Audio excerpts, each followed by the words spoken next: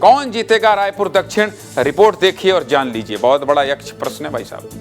सब कह रहे हैं, खुसुर फुसुर कान में कर रहे हैं, कौन जीतेगा, कौन जीतेगा, क्या हो गया है, वोट कम क्यों पड़ा है, कांग्रेस वाले साथ दिए हैं कि नहीं दिए हैं। और ये भी कह रहे हैं बृजमोहन भैया साथ दिए हैं कि नहीं दिए हैं सुनील सोनी का। रायपुर दक्षिण उपचुनाव में वोटिंग के बाद अब चुनाव फंस गया है। वोट प्रतिशत पहले विधानसभा चुनाव से 10% घट गया है।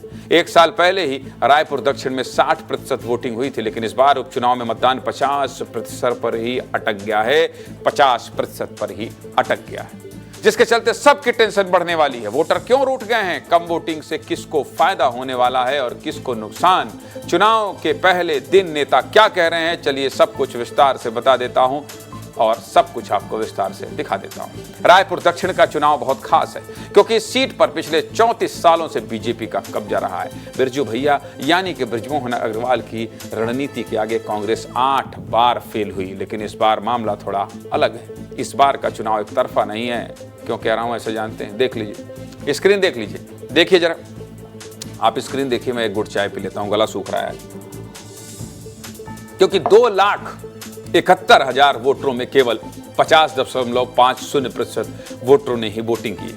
मतलब 1,35,000 के आसपास वोटिंग हुई है, जिसके बाद अब 70,000 वोट में ही हार जीत का फैसला हो जाएगा। सुनील सोनी और आकाश शर्मा दोनों में से जो 70,000 का जादुई आंकड़ा पार करेगा वही दक्षिण का दंगल जीत लेगा, वही विजेता होगा। हालांकि ये 23 नवंबर को पता चलेगा, लेकिन उससे पहले जब दुनिया कयास लगा रही है तो हम क्यों न लगाएं भाई। आप समझ रहे हैं ना। इससे पहले रायपुर दक्षिण के वोटर क्या कह रहे हैं, लोग वोट देने क्यों नहीं गए, इसको भी सुन लीजिए। सुनाइए भाई, सुनाइए जरा क्या कह रहे हैं।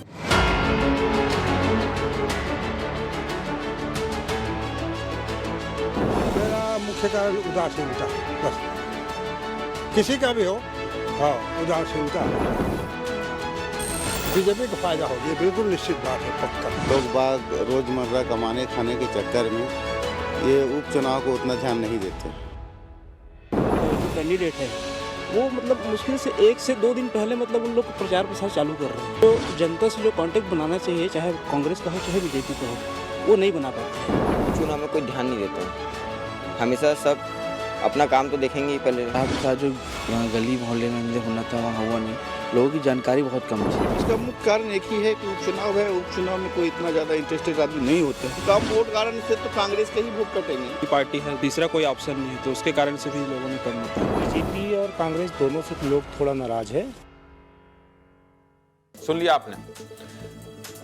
अब आपको कुछ समीकरण समझा देते हैं जिससे आपको रायपुर दक्षिण का चुनाव समझना आसान हो जाएगा। ये भी देख लीजिए। छत्तीसगढ़ बनने के बाद 2003 से 2023 तक 5 बार विधानसभा चुनाव हुए।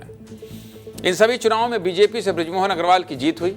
उनका वोटर शेयर मतलब उनका वोट शेयर 65,000 से 1,09,000 तक रहा है वोटर शेयर, और कांग्रेस के प्रत्याशियों को 40,000 से 60,000 तक वोट मिले हैं। मतलब कांग्रेस और बीजेपी की ये कोर वोटर हैं, और इसी तरह ही दोनों पार्टी को उनके पारंपरिक वोटर मिले तो बीजेपी चुनाव में आगे रह सकती है। पिछले 5 विधानसभा चुनाव में किसको कितना वोट मिला और हार जीत में कितना अंतर रहा, ग्राफिक्स के जरिए इसको भी समझ लीजिए, देख लीजिए जरा। 2023 विधानसभा चुनाव में बीजेपी के बृजमोहन अग्रवाल को 1,09,000 से ज्यादा वोट मिले थे। वहीं कांग्रेस से महंत राम सुंदर दास को 41,000 से ज्यादा वोट मिले। मतलब हार जीत में करीब 68,000 वोट का अंतर। 2018 के विधानसभा चुनाव में बृजमोहन अग्रवाल को 77,589 वोट मिले और कांग्रेस के कन्हैया अग्रवाल को करीब 60,000 वोट मिले। मतलब हार जीत का अंतर करीब 17,000 वोटों का ही रहा। 2013 में बीजेपी के बृजमोहन अग्रवाल को 81,000 से ज्यादा वोट मिले और कांग्रेस की प्रत्याशी किरण में नायक को 46,000 से ज्यादा वोट मिले। मतलब हार जीत का अंतर करीब 35,000 वोटों का रहा। 2008 में बीजेपी से बृजमोहन अग्रवाल को 65,000 से ज्यादा वोट मिले और कांग्रेस प्रत्याशी योगेश तिवारी को करीब 42,000 वोट मिले। मतलब हार जीत का अंतर करीब 25,000 वोटों का रहा है। 2003 में बीजेपी के बृजमोहन अग्रवाल को 70,000 वोट मिले, 70,000, और कांग्रेस के गजराज पगारिया को करीब 44,000 वोट मिले। मतलब हार जीत का अंतर करीब 26,000 वोटों का रहा। समझ रहे हैं आप। विस्तार से विश्लेषण विस्तार में ही मिलेगा। अब आप समझ गए होंगे कि पूरा खेल 70,000 वोटों का ही है। ब्रिजमोहन अग्रवाल जब तक चुनाव लड़े बीजेपी को रायपुर दक्षिण से 70,000 वोट मिलते रहे। अब उनकी जगह सुनील सोनी लड़ रहे हैं, इसीलिए कांग्रेस में एक उम्मीद जगी है। कांग्रेस का मानना है कि ब्रिजमोहन जितना सुनील सोनी को वोट नहीं मिलेगा, जिसके चलते आकाश शर्मा कांग्रेस के परंपरागत वोट बैंक 40,000 के आंकड़े को पार करेंगे और अगर आंकड़ा बढ़ा तो इस बार कांटे की टक्कर हो सकती है। कांग्रेस के प्रत्याशी आकाश शर्मा और बीजेपी के प्रत्याशी सुनील सोनी कम वोट प्रतिशत को क्या लेकर क्या कह रहे हैं, ये भी सुन लीजिए, सुनाइए जरा। इस वोटिंग के परसेंटेज गिरने पे कई लोग अलग अलग राजनीतिक पंडित जो हैं मुझे अलग अलग ब्यौरा दे रहे हैं कि कई बोल रहे हैं कि नहीं कांग्रेस को फ़ायदा है, कई बार कांग्रेस को नुकसान है, भाजपा को फायदा है। ये जब पूरे 17 फॉर्म हमारे बूथों के आ पाएंगे तो किन बूथों में वोटिंग क्या हुआ है, किन एरियाओं में पोलिंग ज़्यादा हुई है, कहीं में कम हुई है, इसे पूरा आंकड़ा निकाल पाएंगे। लेकिन जो मुझे वातावरण बताया जा रहा है कि मतलब जब मैं सड़क पर चल रहा हूँ लोग हैं तो हर 10 में 6-7 आदमी बोल रहे हैं, बधाई दे रहे हैं मुझे। क्या देखते हैं? कम हुआ है क्योंकि एक तो था कि कर्मचारी लोग जो है वो ड्यूटी में थे, सब सारे लोग वोट डालने नहीं आ पाए। और उपचुनाव के अंदर में जो होता है कि कई लोगों को लगता है सरकार बन गई है भाजपा की, अब क्या करना है, तो थोड़ी बहुत शिथिलता आई है। लेकिन जो वोट गिरे हैं वो भारतीय जनता पार्टी के पक्ष। चलिए, अब आपको मैंने सब कुछ दिखा दिया, लेकिन अंदर की बात क्या है? मृगेन जी मेरे साथ जुड़ गए हैं। मृगेन जी, अंदर की बात जरा बता दीजिए।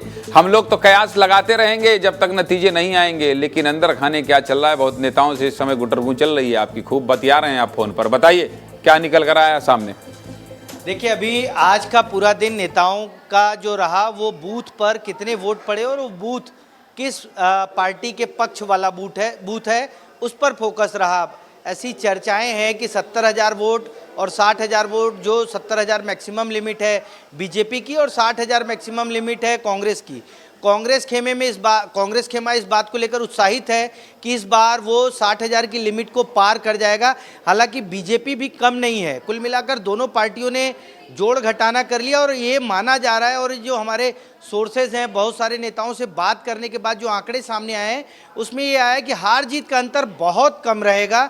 कोई भी, कांग्रेस हो या बीजेपी हो, पूरी तरह आश्वस्त नहीं है कि एक तरफा हम जीत रहे हैं या हमारी जीत हो रही है। कुल मिलाकर 3-4-5 हज़ार का जो आंकड़ा रहेगा वो डिसाइडिंग रहेगा। और ये माना जा रहा है कि 5,000 में 50 करोड़ों की चिंता छिपी हुई है, इसलिए मृगेन जी नजर बनाए रखिए, फोन घुमाते रहिए।